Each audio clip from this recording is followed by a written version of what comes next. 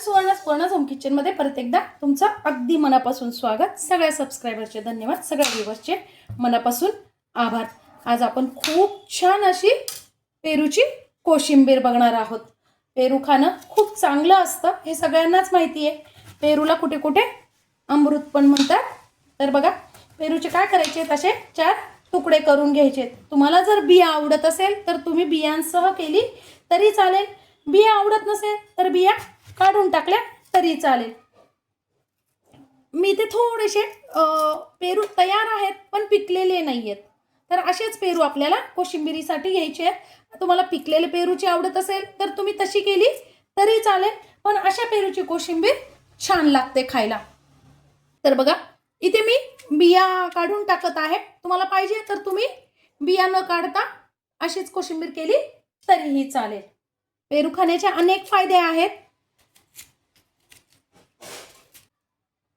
फोडणीसाठी मी इथे 2 ते 3 मिरच्या घेतलेल्या आहेत. मिरच्यांचे तुम्ही चवीनुसार कमी अधिक करू शकता. आता आपल्याला काय करायचे आहे, पेरू छान असा जाड किसणीने किसून घ्यायचा आहे. थोडासा जाड किसणीने किसून घेतला ना पेरू तर कोशिंबीर छान लागते. तुम्हाला पाहिजे तर तुम्ही बारीक बारीक फोडी करून घेतल्या तरी चालतील, छान लागतात त्या पण. बघा, पेरू असा किसून घ्यायचा आहे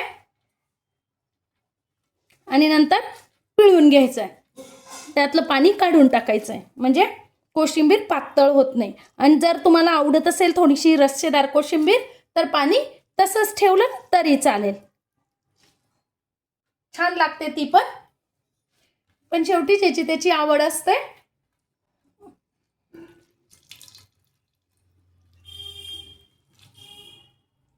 तिने आपण पाणी काढून टाकलं ना की त्याचा आंबटपणा पण थोडासा कमी होतो. आता त्यावर टाकून घ्यायचं आहे 1 ते 1.5 चमचा दाण्याचं कूट. तुमच्याकडे दाण्याचं कूट तयार नसेल तर काही नाही, फक्त शेंगदाणे थोडेसे भाजून जाडे भरडे बारीक करून टाकले तरी छान लागतात. चवीनुसार टाकून घ्यायचं मीठ. मीठ खूप नाही टाकायचं आहे. बघा, अगदी थोडंसं मी मीठ टाकलेलं आहे, 1/2 चमचा. थोडीशी टाकून घ्यायची आहे साखर. साखर ऑप्शनल आहे, पण टाकली की चव छान बॅलन्स होते. आता देऊन घ्यायची आपल्याला फोडणी. आता आज मी जी कोशिंबीर बनवते ना ती उपवासाची बनवते, त्यामुळे मी उपवासासाठी जी कोशिंबीर चालते ना तशी फोडणी देणार आहे. 2 चमचे मी ते चांगलं तूप घालून घेतलेलं आहे. तूप छान टाकलं की आपल्याला टाकून घ्यायचं आहे जिरे फोडणीपुरते. जर तुम्ही बिन उपवासाची करत असाल ना तर यात थोडासा हिंग, मोहरी टाकली, कढीपत्ता तरी छान लागतं. आणि चवीनुसार टाकून घ्यायची हिरवी मिरची. बघा, आपली फोडणी छान तयार झाली आहे.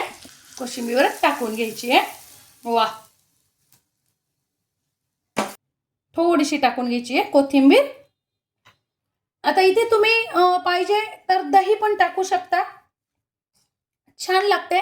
पण पेरू ऑलरेडीच थोडासा आंबट असतो, त्यामुळे मी दही लिंबू काहीच वापरणार नाहीये. अशीच आमच्याकडे कोशिंबीर आवडती. पण तुम्हाला जर आवडत असेल तर तुम्ही यात दही पण टाकू शकता. वा, अशी कोशिंबीर खूप सुंदर लागते खायला. बघा, मस्त अशी आपली कोशिंबीर तयार झालेली आहे. माझी आजची ही साधी सोपी उपवासाला चालणारी कोशिंबीर कशी वाटली कमेंट्समध्ये नक्की सांगा. चॅनलवर नवीन असाल तर चॅनलला लाईक, सबस्क्राईब आणि शेअर करा. धन्यवाद.